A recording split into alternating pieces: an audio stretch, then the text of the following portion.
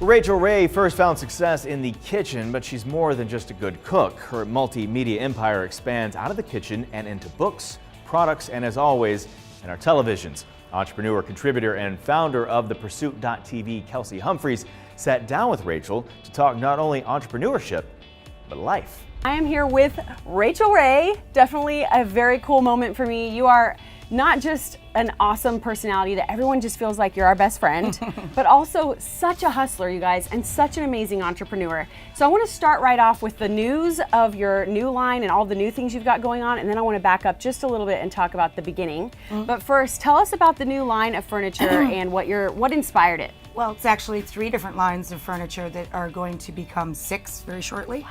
What inspired it is a friend of mine, our COO, got married to a great designer and contractor, and they started visiting our house together, I don't know, a couple years ago. And my friend Michael said to me, you know, who decorated your house? I said, what the hell are you talking about? Of course I decorated my house. I don't want to live in a house I don't know the story of everything that's in it. So, you know, aside from wall coverings and stuff. So he saw all the different spaces I live, and they're all very different. Upstate looks kind of like, I don't know, beat up country Italian, and New York's more like mid-century modern. So, you know, we started talking about, wouldn't it be great if sofas came with rectangular cushions, if you could always hide cords in everything, if you had pieces that were designed to work in either bedrooms or living rooms, if drawers pushed through and were two-sided.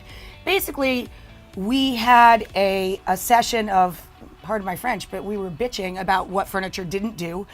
And so he said, you know, you should design furniture yourself. I said, well, nobody would take me seriously because I'm not a furniture designer. I'm not an architect. I never went to design school.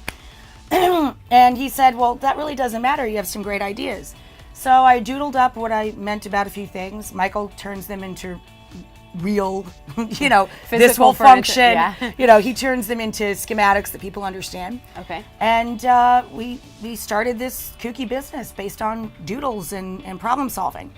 And our furniture, we make everything that could possibly be made here. In the U.S. Yep. And our price point is pretty much nothing over $2,000. So it's not the cheapest, but it's certainly the best value.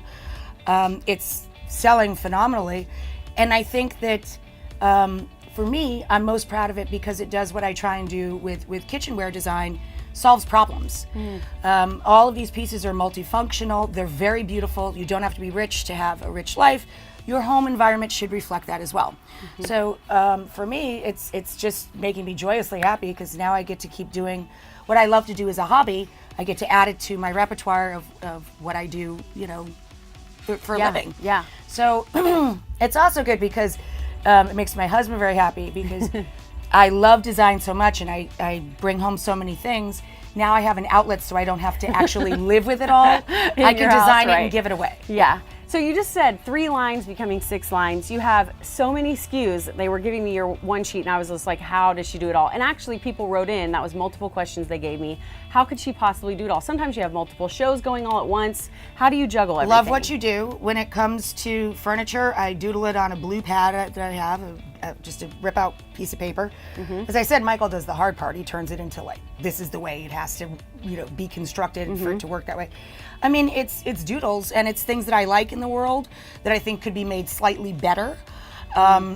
You know, so I'll rip out pages in magazines or take pictures of pieces that I love that are just too expensive that I would never spend that money for and figure out a way to make a solution product that's similar but smarter and more affordable for folks. When it comes to food, my husband is a musician. He writes music every day. I write food every day. That's just what I do. I keep everything in notebooks. And I mean, that's how it works. It sounds silly, but that's how it all works. I write it in my notebook first, and then I spend every morning when I'm getting ready for work and somebody's drying my hair or whatever, typing.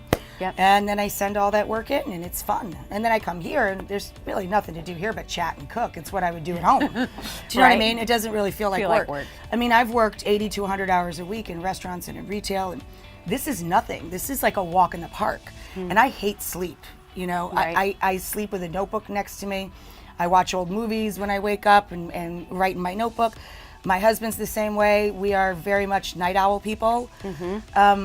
Yeah, I could sleep when I'm dead. Yeah. I don't want to waste my time doing that here.